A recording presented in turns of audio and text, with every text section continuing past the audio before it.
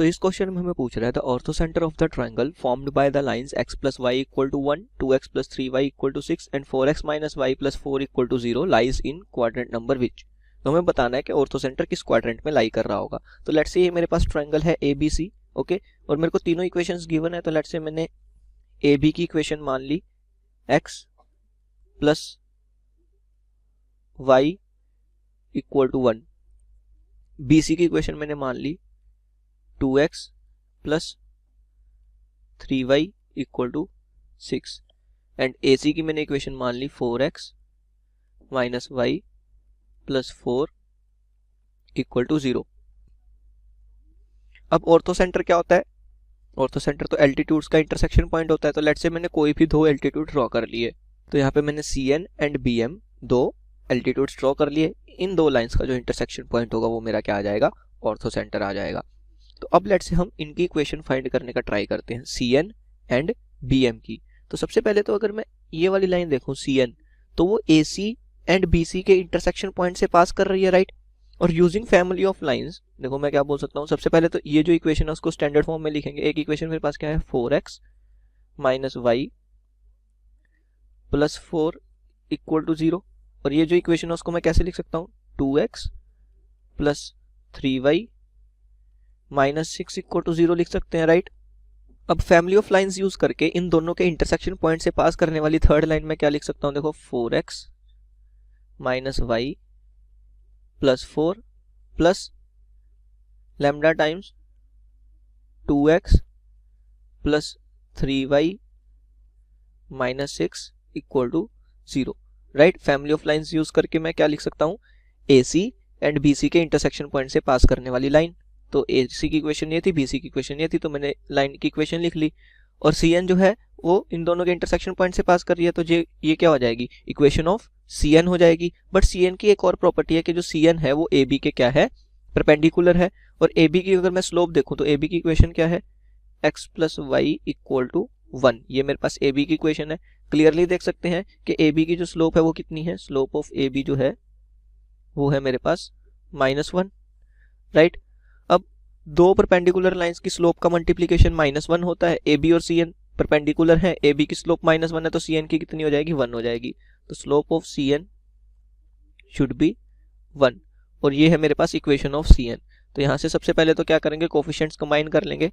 x का coefficient कितना आ रहा है? 4 प्लस 2 लैम्डा, तो x into 4 plus 2 lambda, right. y का कोफिशिएंट क्या आ रहा है? 3 लैम्डा माइनस 1, तो plus 3 lambda minus 1 into y। और कांस्टेंट टर्म कितनी आ रही है? कांस्टेंट टर्म मेरे पास आ रही है 4 माइनस 6 लैम्डा, तो plus 4 minus 6 lambda equal to 0। ये मेरे पास क्या आ गई? CN की इक्वेशन आ गई। अब इसकी स्लोप जो है वो मेरे को 1 के इक्वल करनी है, तो इसकी स्लोप क्या हो जाएगी? देखो इसकी स्लोप हो जाएगी minus of 4 plus 2 lambda minus of x का कोफिशिएंट अपॉन y का कोफिशिएंट। y का कोफिशिएंट क्या है? 3 लैम्डा माइनस 1, राइट। तो ये मेरे पास क्या आ गई? CN की स्लोप आ गई, और वो किसके इक्वल होनी चाहिए? वो 1 के इक्वल होनी चाहिए। तो यहाँ से क्या आ जाएगा? देखो -4 minus 2 lambda is equal to 3 lambda minus 1, right. 3 lambda minus 1। तो यहाँ से -2 लैम्डा को उस तरफ ले जाएंगे और इस -1 को इस तरफ ले आएंगे, तो -4 plus 1 is equal to 5 lambda हो जाएगा, right. 3 lambda plus 2 lambda is 5 lambda. So lambda कितना आ जाएगा यहाँ से? -3/5। लैम्डा मेरे पास आ गया -3/5। लैम्डा की वैल्यू -3/5 पुट करेंगे तो CN की इक्वेशन आएगी, तो x इंटू 4 2 टाइम्स लैम्डा हो जाएगा -6/5। सो x into 4 minus 6/5, 3 times lambda -1, तो प्लस 3 टाइम्स लैम्डा कितना हो जाएगा? -9/5, तो -9/5 -1 into y plus 4 minus 6 lambda, तो वो प्लस हो जाएगा 18/5 इक्वल टू 0। तो यहाँ से देखो 4 माइनस 6/5 वो क्या आ जाएगा? x/5 एलसीएम ले लेंगे, ऊपर बन जाएगा 20 माइनस 6 दैट इज 14, प्लस यहाँ से भी 5 एलसीएम आ जाएगा, राइट। यहाँ पे क्या बन जाएगा? -9 minus 5 that is -14 into y, plus यहाँ पे क्या बन जाएगा? 5 4 ज़ा 20, 20 प्लस 18 मेरे पास कितना आ जाएगा? 5, देखो एलसीएम लिया 5 + 4 20, 20 + 18 इज 38 इक्वल टू 0। 5 से मल्टीप्लाई कर दिया तो क्या आ गया 14 times x minus 14 times y plus 38 equal to 0। तो ये मेरे पास क्या आ गई, इक्वेशन ऑफ Cn आ गई। ओके, तो जिस तरीके से हमने Cn की इक्वेशन लिखी है उसी तरीके से मैं क्या बोल सकता हूं कि मैं Bm की इक्वेशन भी लिख सकता हूं। Bm जो है वो AB एंड BC के इंटरसेक्शन पॉइंट से पास कर रही है, राइट। और AB और BC की इक्वेशंस भी मेरे पास हैं। AB की इक्वेशन मेरे पास क्या है, x plus y equal to 1, और BC की क्या है 2x plus 3y equal to 6, right. तो और जो BM है वो इन दोनों के इंटरसेक्शन पॉइंट से पास कर रही है, तो उसकी इक्वेशन मैं किस तरीके से लिख सकता हूँ, देखो इसको स्टैंडर्ड फॉर्म में लिखेंगे तो क्या आ जाएगा, x plus y minus 1 equal to 0। तो x plus y minus 1 plus mu times 2x plus 3y minus 6 equal to 0, right. ये एक ऐसी लाइन की इक्वेशन आ गई जो इन दोनों के इंटरसेक्शन पॉइंट से पास कर रही होगी, दैट इज BM। BM भी तो इनके इंटरसेक्शन पॉइंट से पास कर रही है। तो यहाँ से देखो कोफिशिएंट देखेंगे, x का कोफिशिएंट क्या आएगा 2 times mu plus 1, plus y का कोफिशिएंट क्या आएगा 3 टाइम्स म्यू प्लस 1, राइट। और कांस्टेंट टर्म क्या आ जाएगी minus 6 mu minus 1 equal to 0। अब हमें म्यू बताना है कि क्या होगा। उसके लिए हम देख सकते हैं कि जो लाइन है हमारी, ये जो BM हमारी लाइन है वो इस लाइन के AC के क्या है परपेंडिकुलर है, और AC की इक्वेशन क्या है 4x minus y plus 4 equal to 0। 4x minus y plus 4, right, 4x minus y plus 4 equal to 0। तो इसकी स्लोप अगर मैं देखूं तो कितनी आ जाएगी, देखो माइनस ऑफ x का कोफिशिएंट अपॉन y का कोफिशिएंट, ये आ जाएगी slope of AC which is equal to 4। अब AC और BM क्या है परपेंडिकुलर है, AC और BM क्या है परपेंडिकुलर है। तो मैं क्या बोल सकता हूँ कि दोनों की स्लोप का मल्टीप्लिकेशन क्या होना चाहिए -1। तो अगर AC की स्लोप 4 है तो BM की स्लोप कितनी हो जाएगी -1/4। और ये मैंने BM की इक्वेशन मानी है, तो BM की जो स्लोप है -1/4 वो कितनी होनी चाहिए, माइनस ऑफ x का coefficient that is 2 mu plus 1 upon y का coefficient that is 3 mu plus 1, 3 mu plus 1, minus से माइनस कैंसिल, यहाँ से क्या आएगा 3 mu plus 1 is equal to 4 times 2 mu plus 1 that is 8 mu plus 4। तो यहाँ से हम म्यू कैलकुलेट कर सकते हैं, राइट। 1 माइनस 4 हो जाएगा -3 is equal to 8 mu minus 3 mu हो जाएगा 5 म्यू। तो यहाँ से म्यू कितना आ जाएगा -3/5 आ जाएगा। ओके, ये मेरे पास क्या आ गई, म्यू की वैल्यू आ गई, म्यू इज -3/5। अब हम म्यू की यही वैल्यू इक्वेशन में पुट कर देंगे। इक्वेशन में क्या था, देखो x का कोफिशिएंट था 2 म्यू प्लस 1, तो x into 1 plus 2 times mu that is -6/5। Okay, y का कोफिशिएंट था 3 म्यू प्लस 1, तो y इंटू 1 -9/5 हो जाएगा, राइट। और कांस्टेंट टर्म मेरे पास क्या थी, कांस्टेंट टर्म थी -6 म्यू माइनस 1, तो -6 म्यू कितना हो जाएगा +18/5 -1 इक्वल टू 0। तो यहाँ से क्या आ जाएगा, देखो 1 -6/5 हो तो -1/5 हो जाएगा, तो -x/5, 1 -9/5 -4/5, राइट, -4/5 हो जाएगा। 18/5 -1 वो मेरे पास कितना हो जाएगा +13/5 हो जाएगा इक्वल टू 0। यहाँ से -5 से मल्टीप्लाई कर देंगे तो क्या आ जाएगा, देखो x plus 4y minus 13 equal to 0। ये मेरे पास क्या आ जाएगी, BM की इक्वेशन आ जाएगी, right, x plus 4y minus 13 equal to 0। So ये क्या आ गई मेरे पास, इक्वेशन ऑफ BM आ गई। और इक्वेशन ऑफ Cn हमने निकाली थी, राइट। इक्वेशन ऑफ Cn हमने क्या निकाली थी, इक्वेशन ऑफ Cn मेरी आई थी 14x minus 14y plus 38, 14x minus 14y plus 38 equal to 0। यहाँ से अगर मैं 2 कॉमन ले लूँ तो 7x minus 7y plus 19 equal to 0। ये मेरे पास क्या आ गई, इक्वेशन ऑफ Cn आ गई। ओके, ये क्या है, इक्वेशन ऑफ Cn है। अब जो ऑर्थो सेंटर होगा वो BM और Cn का क्या होगा, इंटरसेक्शन पॉइंट होगा। तो हमें इन दोनों इक्वेशंस को सॉल्व करना है, राइट, साइमल्टेनियसली सॉल्व करना है। तो क्या करेंगे, ये जो इक्वेशन है यहाँ से x की वैल्यू निकालेंगे, तो यहाँ से x कितना आ जाएगा 13 माइनस 4y, और इस इक्वेशन में सब्स्टिट्यूट कर देंगे, तो 7 into x, x is 13 minus 4y minus 7y plus 19 equal to 0।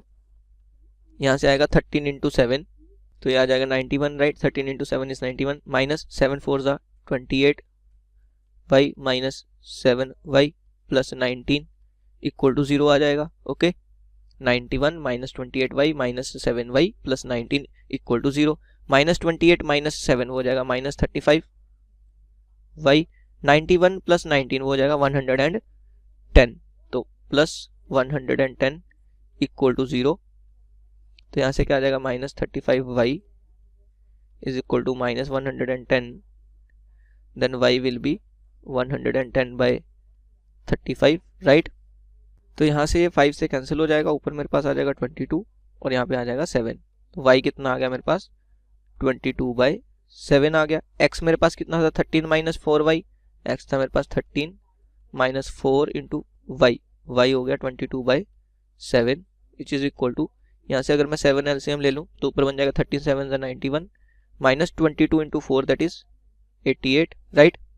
सो यहाँ से क्या आ जाएगा 3 बाय 7, x आ गया 3 बाय 7 एंड y आ गया 22 बाय 7, तो 3 बाय 7 कोमा 22 बाय 7 ये मेरा क्या आ गया ऑर्थो सेंटर के कोऑर्डिनेट्स आ गए। रेड से ऑर्थो सेंटर को मैंने g माना है, तो ऑर्थो सेंटर के कोऑर्डिनेट्स क्या आ गए 3 बाय 7 कोमा 22 बाय 7, तो it lies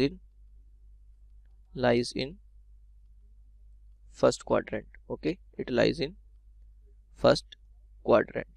Thank you. Hello everyone, let us solve the question. A line cuts the x-axis at point A 7, 0 and the y-axis at B 0, -5. A variable line PQ is drawn perpendicular to AB, cutting the x-axis at P and y at Q. If AK and BP intersect at R, find the locus of R. So we assume that coordinate of P are, since P is on x-axis, so at x y is equal to 0, so the coordinates becomes a, 0. A is a constant. Similarly, coordinate of Q are 0, B, because Q is on y-axis. Now, what is the slope of line PQ? Slope of line PQ, this is equal to minus b upon a using the slope formula. Now, the slope of line AB, so this is simply equal to minus 5 minus 4 upon 7, that means 5 upon 7. Now, since AB is perpendicular to PQ, AB is perpendicular to PQ, so we can say the product of slope is equal to minus 1. So minus b upon a multiplied 5 upon 7, this is equal to minus 1. Or what can we say, b upon a, this is equal to 7 upon 5. Or we can say a upon b is equal to 5 upon 7. This is the, let us say, equation 1. Now let us find out the equation of line AQ. What is the point A? Point A is 7, 0. So point A is 7, 0. Point Q, this point Q is 0, B. So we can say the equation of line AQ, this is equal to, using the intercept form, x upon 7 plus y upon b, this is equal to 1. Or we can say, if we find out the value of b, we can say b is equal to 7y upon 7 minus x. Now let us find out the equation of line BP. Equation of line BP. What is B coordinate? 0, -5. 0 comma minus 5 and the peak is a comma 0. So the equation this is equal to x upon x j. Then minus sign is there. So y upon 5 is equal to, if we find out the value of a, we can say a is equal to 5x upon 5 plus y. Now we know that a upon b, this is equal to 5 upon 7. We know the value of a and b. So let us find out a upon b. A upon b, this is equal to a 5x upon 5 plus y. Now upon b, upon, so the value of b is 7y upon 7 minus x. This value is equal to a upon b, which is 5 upon 7 using equation 1. So let us simplify this. 5x multiplied by 7 minus x upon 5 plus y multiplied by 7y. This is equal to 5 upon 7. Now cancel out 5 and 5, 7 and 7. So what we are left with x, 7 minus x, this is equal to 5 plus y and y.